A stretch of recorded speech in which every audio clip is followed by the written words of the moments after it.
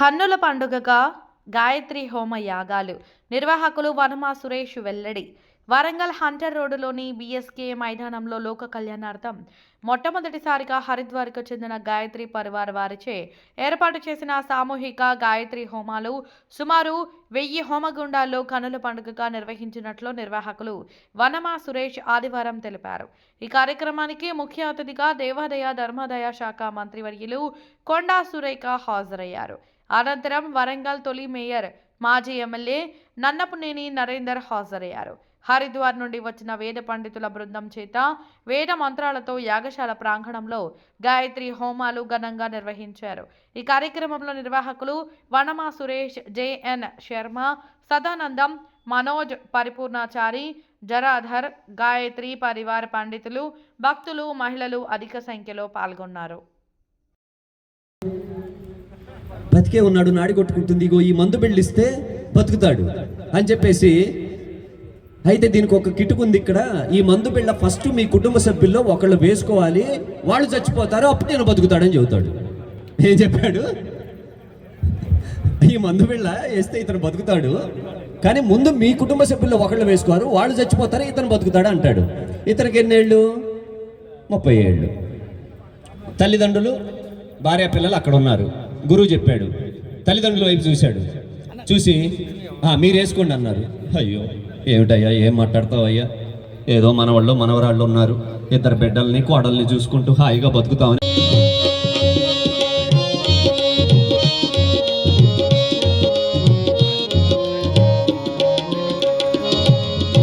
గాయత్రి మంత్రములో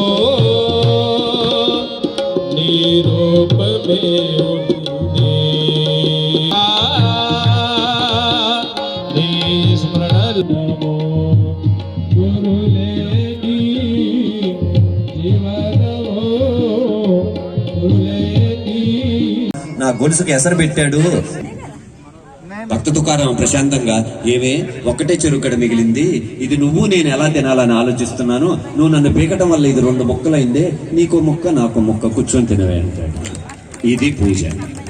మన భార్యాభర్తల మధ్య కానీ, అన్నదమ్ముల మధ్య కానీ, తల్లిదండ్రుల మధ్య కానీ ఏమిటి మనం ఎలా ప్రవర్తిస్తున్నాం? ఇది కదా పూజ అంటే. ఎన్ని తీర్థాలు తిరిగాము, ఎన్ని గుళ్ళు తిరిగాము, చారధామ యాత్రలు చేసి వచ్చాము. ఇది పూజ అంటే.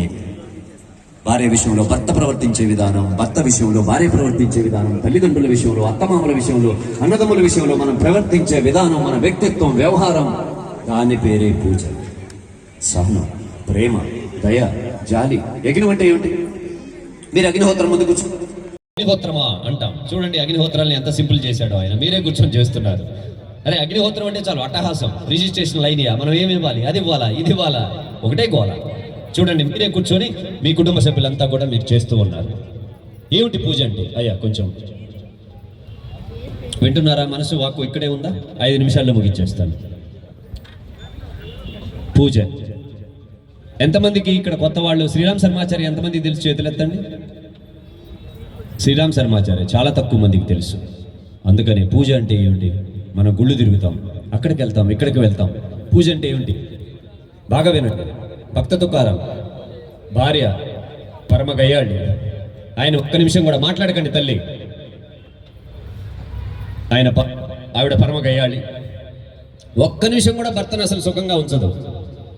ఆయన మాత్రం పొద్దున్నే లేవగానే ఆవిడకి పాదాలు నమస్కారం చేసుకునేవాడికి. నారీ కదా, అమ్మో నారీ శక్తి, నా తపస్సుకి నా సహనానికి పరీక్ష అమ్మ అని చెప్పేసి పొద్దున్నే పాద నమస్కారం చేసుకునేవాడు ఆవిడకి. అప్పుడు